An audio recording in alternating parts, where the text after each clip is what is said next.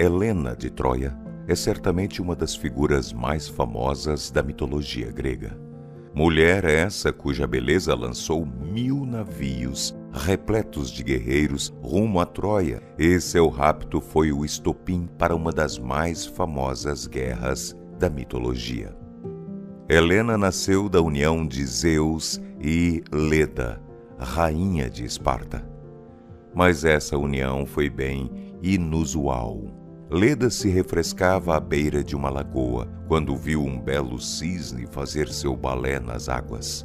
Quando uma águia tentou atacar o belo cisne, que para se proteger se dirigiu para os braços da rainha de Esparta.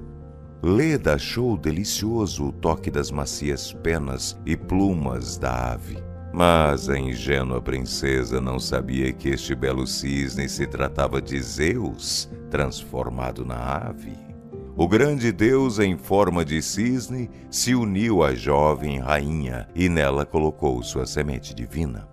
A rainha, para surpresa de todos, pôs 2 ovos. De um deles nasceu Helena e Pólux, que eram filhos de Zeus, e do outro nasceu Castor e Clitemnestra, filhos de Tindaro, marido de Leda e rei de Esparta. Mas conforme Helena crescia, sua beleza se tornava mais exuberante a cada dia. Não havia homem que não se encantasse com a beleza da jovem princesa. A princesa espartana cresceu cercada por pretendentes, todos cortejando a mulher mais bela do mundo.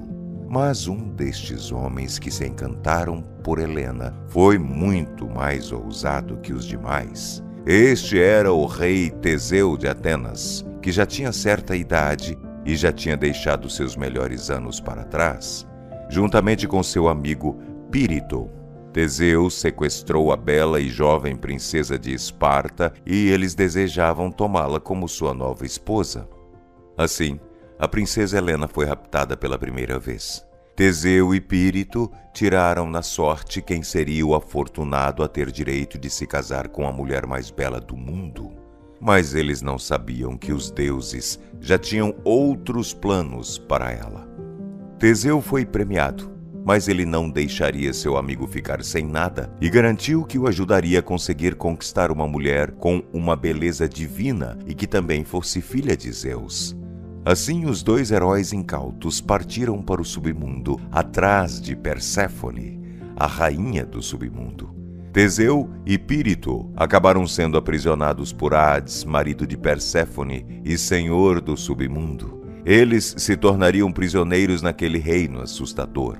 Os irmãos de Helena, Castor e Pólux, lideraram uma expedição para resgatar sua irmã, que estava sendo mantida como prisioneira em Atenas. O povo de Esparta celebrou o retorno de sua princesa, que era considerada uma das mais belas joias da Grécia. Mas o rei Tindaro de Esparta se preocupava com o fato de que tamanha beleza poderia levar aos nobres gregos a estarem sempre lutando entre si pela posse de Helena. Mas o rei de Esparta teve o auxílio do astuto rei Odisseu de Ítaca, que conseguiu criar um plano elaborado para solucionar a preocupação que afligia o rei. Seguindo as orientações de Odisseu, o rei Tíndaro anunciou que permitiria que Helena escolhesse seu futuro marido entre os nobres presentes, desde que eles jurassem defender o matrimônio de Helena com o escolhido. Eles aceitaram, e o juramento foi realizado juntamente com o sacrifício de um cavalo, que simbolizava que tal juramento seria inquebrável.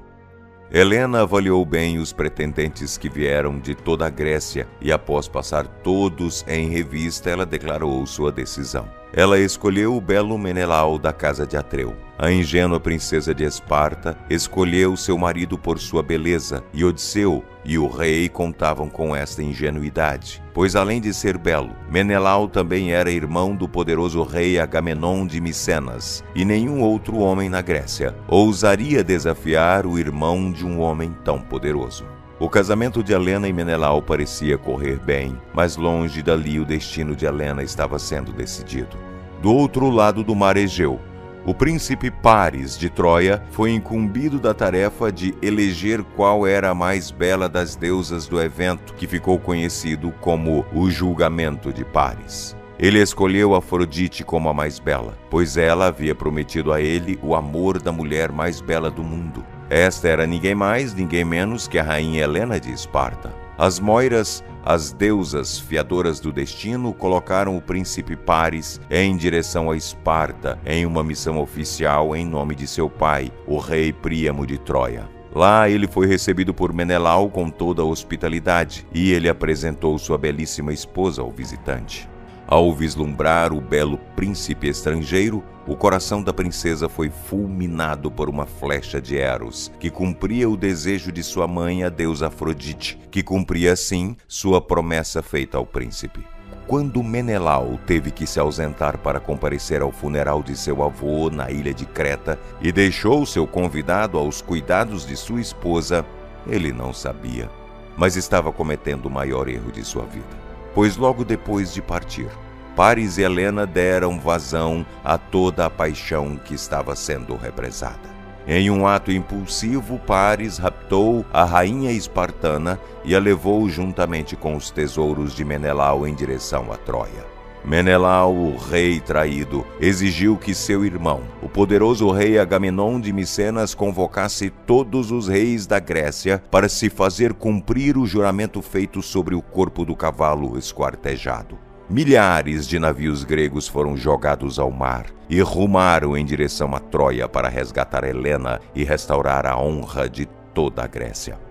Helena tornou-se o centro de um conflito que decidiria o destino de dois grandes reinos. A cidade troiana, com suas altas muralhas, tornou-se o palco de uma guerra que duraria uma década, tudo por causa da paixão ardente entre Helena e Paris.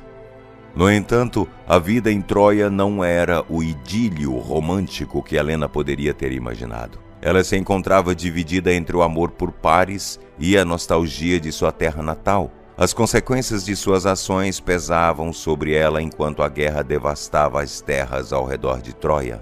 Muitas vezes, os poetas descrevem Helena observando a batalha das muralhas de Troia, seu coração partido ao testemunhar a devastação que sua decisão causou. Ela também enfrentou o ressentimento de muitos troianos que a viram como a causa de todo o seu sofrimento.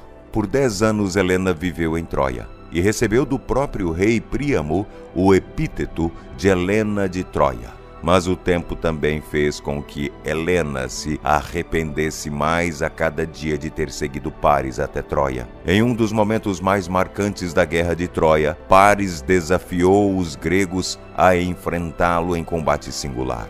Mas quando Menelau se ofereceu para enfrentá-lo com a condição de que o vencedor teria o direito de ficar com a posse de Helena, a coragem de Paris desapareceu.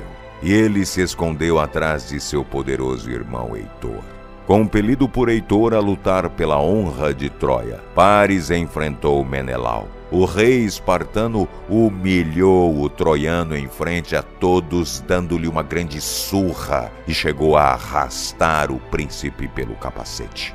Mas graças à intervenção de Afrodite, Paris conseguiu escapar com vida do duelo e se refugiou no palácio real. O príncipe troiano dava grandes mostras de covardia e se recusava a retornar para o campo de batalha, o que irritava Helena e fazia ela se arrepender de sua escolha. Mas Afrodite não permitia que o amor que ela sentia por Paris desvanecesse por completo, já que a deusa havia prometido o amor da rainha espartana ao herói troiano. Paris acabou morrendo durante o conflito, graças a uma flecha disparada pelo herói grego Filoctetes.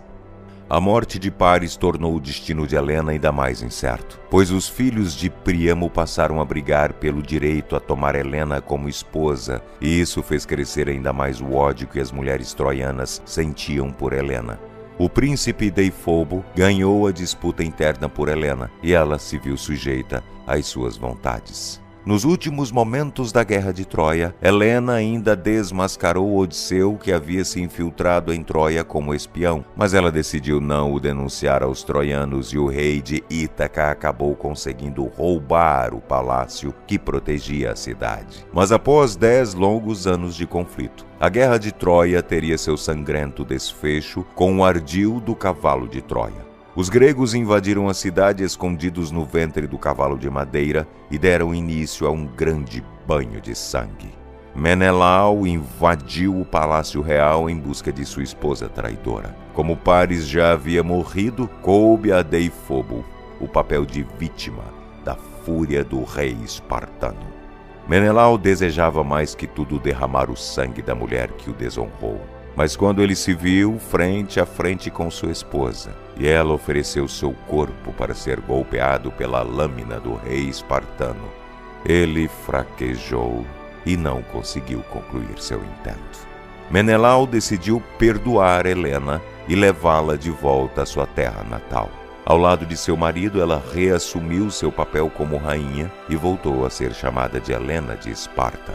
A história de Helena não é apenas a de uma mulher de beleza impressionante, mas também a de uma figura trágica, cujas decisões e destino foram frequentemente tirados de suas mãos.